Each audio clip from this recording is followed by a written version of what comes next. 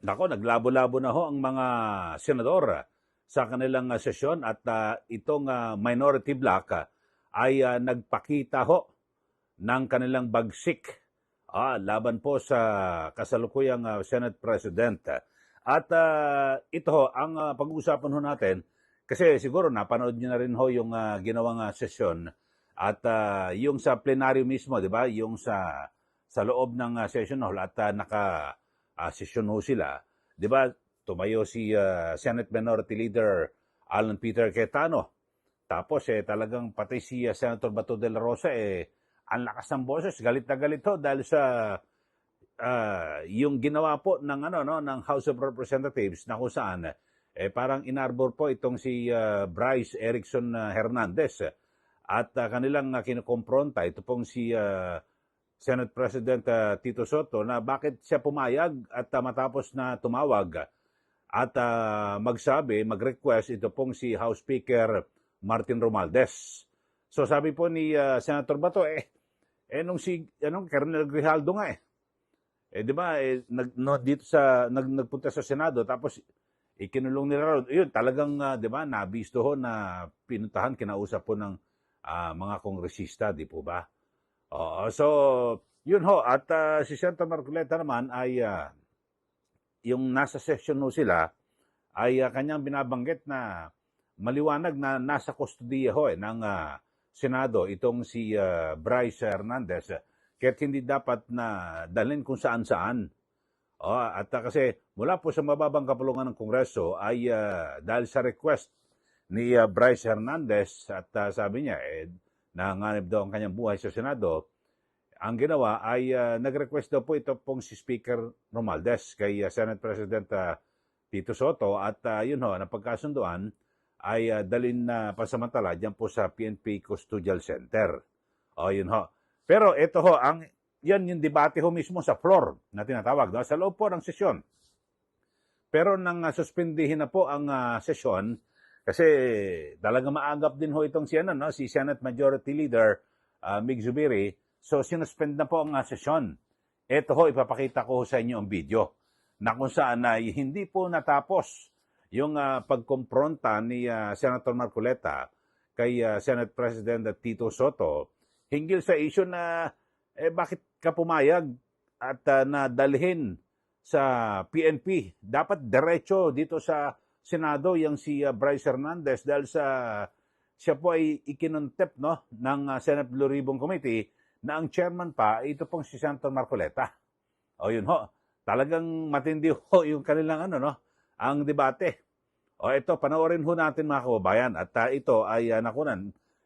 Naman ho, kasi siyempre sinuspend po ang sesyon So, hindi ganun kalinaw. Pero mauulinigan ho, mga kababayan, kung paano nakikipagtalo ito pong si Senator Marcoleta at nakikipagdebate kay Senate President Tito Soto.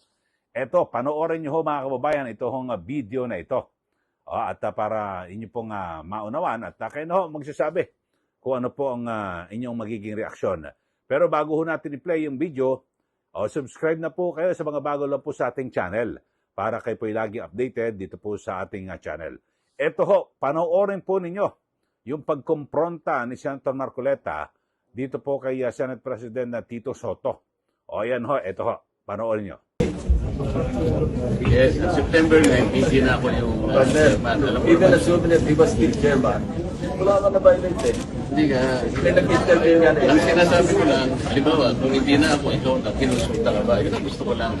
Hindi yung speaker, mas gusto ko kung ikaw ang kinusulta. Hindi kasi ako yung... Ang contempt stance, hindi naman Kasama yung may nag-intervene lang. Hindi na yung contempt ang pinag-usapan. Yung pag-asos dito kasi gusto natin dito siya.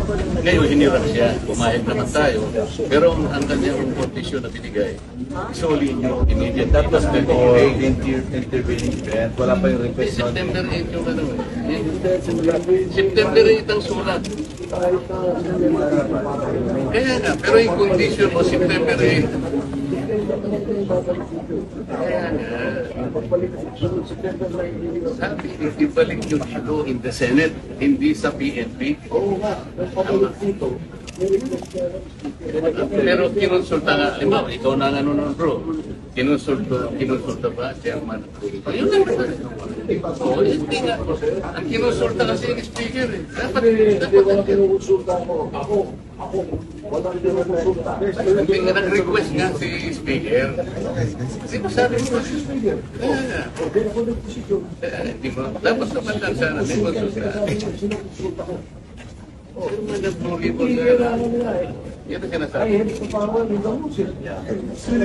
Naintindihan ko yun. Pero yung consultation is important because yung Senate custody nandito, at yun ang condition na binigay ninyo.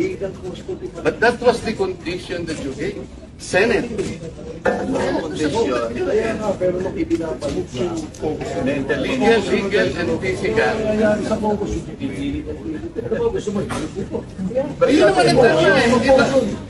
Sabi ko, hindi na kailangan ng motion dahil sa sulat mo, ibabalik natin immediately.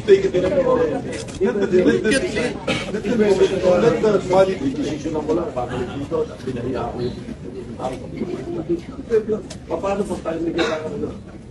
Kung gusto mo, Eh, kung paano tayo mga kailangan sa kanila?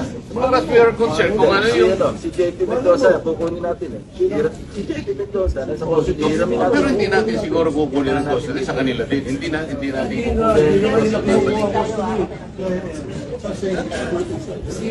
Kaya merienda muna tayo. Tingkoy, pagulo ka talaga. O yan ho. Kita nyo, talagang sinasabi ko kasi ni Congressman ni Senator Marcoleta na hindi dapat hindi ka pumayag. Kasi yun ang usapan eh. Nasa kustodiya ng Senado itong si Bryce Hernandez. Dapat hindi, 'di ba, hindi yan, dalhin ko saan-saan. At yun ho, nakipagtalo sila. Siguro napanood nyo naman ho, yan ho.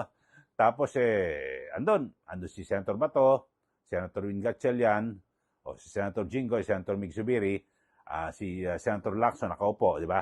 At si Senate President Tito Soto yung nakatalikod doon sa video.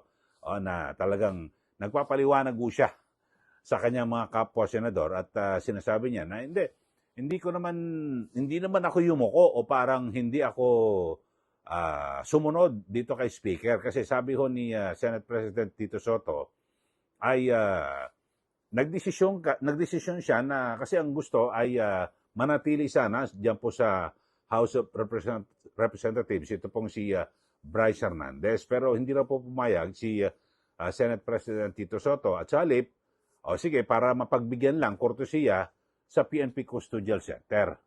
Yan na, bagamat sa huli ang napagpasyahan ng mga kababayan ng Senado ay nandun na ho sa Pasay City Jail ito pong si Bryce Hernandez. So yun ho mga kababayan at alam niyo pagkatapos po ng mainitang pagtatalo, alam niyo talagang yung mga senador gaya mga professional naman ho sila at mga veterano. At siyempre mainit ang debate. Pagkatapos po yan, di ba, nagkaya, tara, magmerienda na lang tayo. Ginutom nyo kami. So, yun ho yung pinakita ko yung video, kumbaga sa radyo off-air. Kasi on-air, nandun sila sa plenaryo, may mikropono, at magsasalita, di ba? Tapos sa taas yung Senate President, di ba? So, ito, off-air. Pagkatapos sinuspend, kasi mainitan ho ang pagtatalo. Siguro napanood nyo. Naman, kaya hindi ko na ipinlay yung video na yan. Meron din ho tayo sa Senate. So, pero yung, kumbaga sa radyo, off-air, yan na. Tatalo-talo pa rin.